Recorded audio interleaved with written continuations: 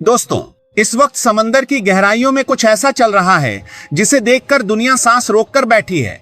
ऊपर से सब शांत दिखता है, लेकिन अंदर ही अंदर एक खतरनाक खेल खेला जा रहा है, तेल का, ताकत का और जिद का।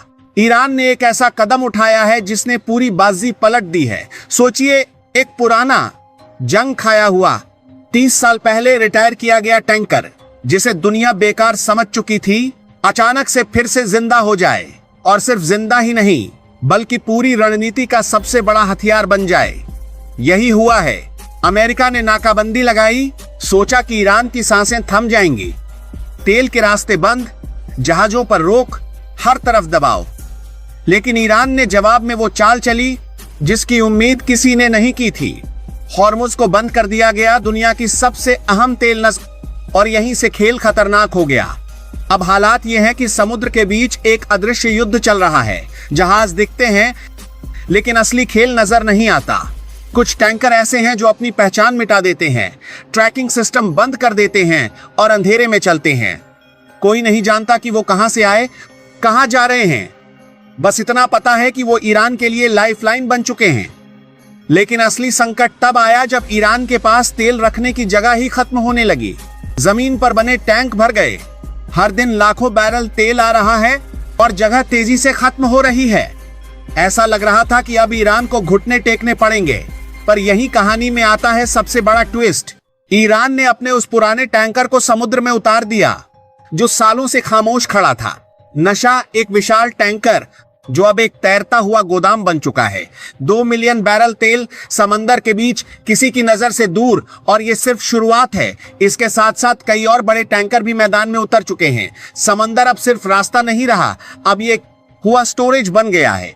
सैटेलाइट तस्वीरें इशारा कर रही हैं कि कई जहाज एक साथ काम कर रहे हैं, तेल ट्रांसफर हो रहा है और पूरी दुनिया को चकमा दिया जा रहा है।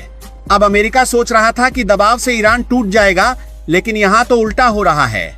ईरान धीरे धीरे इस दबाव को झेलते हुए अपने तरीके निकाल रहा है।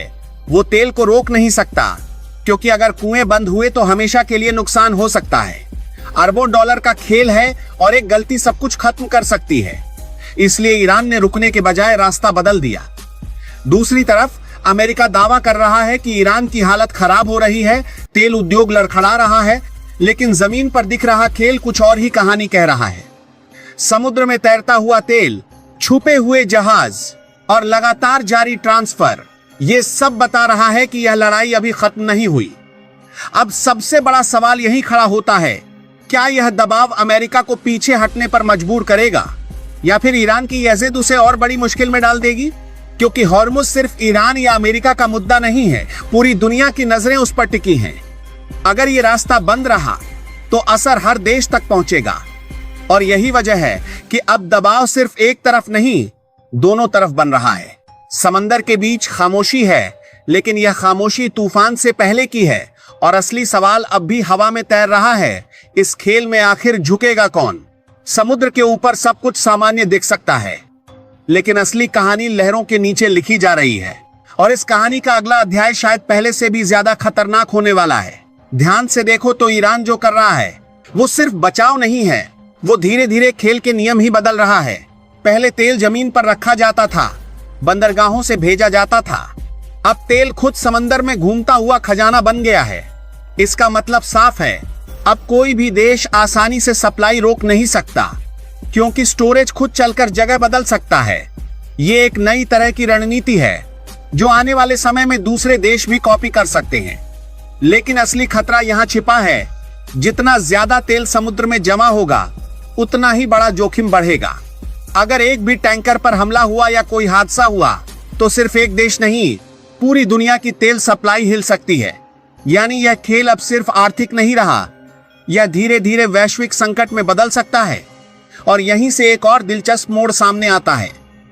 अमेरिका अभी तक सीधा टकराव टाल रहा है, लेकिन अगर यह फ्लोटिंग स्टोरेज बढ़ता गया तो उसे मजबूरन समुद्र में और सख्त कदम उठाने पड़ सकते हैं। इसका मतलब है जहाजों की चेकिंग, रोक टोक या फिर सीधी कार्रवाई। और अगर ऐसा हुआ तो टकराव सिर्फ दबाव तक सीमित नहीं रहेगा, यह खुली भिड़ंत में बदल सकता है। ईरान भी यह बात जानता है, इसलिए वह सीधे लड़ाई से बचते हुए धीरे धीरे समय खरीद रहा है। हर दिन जो वह निकाल रहा है वो उसके लिए जीत जैसा है, क्योंकि जितना समय बढ़ेगा उतना ही दुनिया का दबाव अमेरिका पर बढ़ेगा कि वह रास्ता खोले। यहां असली खेल धैर्य का है, कौन ज्यादा देर तक टिक सकता है। लेकिन एक और परत है जो अक्सर नजरअंदाज हो जाती है। अगर यह स्थिति लंबी चली तो दुनिया के बड़े तेल खरीदार चुप नहीं बैठेंगे। वे नए रास्ते ढूंढेंगे, नए समझौते करेंगे और शायद ईरान के साथ छुपे हुए सौदे भी बढ़ेंगे। इसका मतलब है कि धीरे धीरे अमेरिका की नाकाबंदी की ताकत खुद कमजोर पड़ सकती है बिना किसी बड़े ऐलान के। और सबसे बड़ा सवाल जो सामने आता है, क्या यह सब सिर्फ अस्थायी जुगाड़ है या फिर एक नई वैश्विक व्यवस्था की शुरुआत? क्योंकि अगर समुद्र ही नया गोदाम बन गया, अगर जहाज ही बैंक बन गए, तो फिर नियम वही नहीं रहेंगे जो आज हैं। तब ताकत सिर्फ हथियारों से नहीं बल्कि चालाकी और समय से तय होगी। अभी जो दिख रहा है वो सिर्फ शुरुआत है। असली कहानी अभी लिखी जानी बाकी है। और इस बार हर लहर के साथ दांव और बड़ा होता जा रहा है। आने वाले समय की तस्वीर सीधी नहीं है बल्कि परतों में छिपी हुई है, जैसे समंदर के अंदर कई धाराएं एक साथ बहती हैं। अभी जो दिख रहा है वह सिर्फ सतह है, असली बदलाव धीरे धीरे अंदर पक रहा है। सबसे पहले यह खेल कौन ज्यादा ताकतवर है से हटकर कौन ज्यादा चालाक है में बदलने वाला है। ईरान जिस तरह समंदर को अपना चलता फिरता गोदाम बना रहा है, उससे एक नई सोच जन्म ले रही है। भविष्य में तेल सिर्फ जमीन या पाइपलाइन से नहीं चलेगा बल्कि मोबाइल स्टोरेज का दौर शुरू हो सकता है। इसका मतलब है कि प्रतिबंध लगाना उतना असरदार नहीं रहेगा जितना पहले हुआ करता था। यानी दुनिया का पुराना आर्थिक दबाव वाला मॉडल धीरे धीरे कमजोर पड़ सकता है। लेकिन इसके साथ ही एक की हालपुर सरकार के साथ थे। आज की सबसे पहले परिवी थर्मे के साथ हमारे बारे में तब प्रतिबंध लगा रहे। खतरनाक मोड़ भी आएगा। जैसे जैसे ये तैरते हुए टैंकर बढ़ेंगे वैसे वैसे अनिश्चितता बढ़ेगी। एक छोटी सी गलती, एक टक्कर या किसी अनजान हमले से अचानक बड़ा संकट पैदा हो सकता है।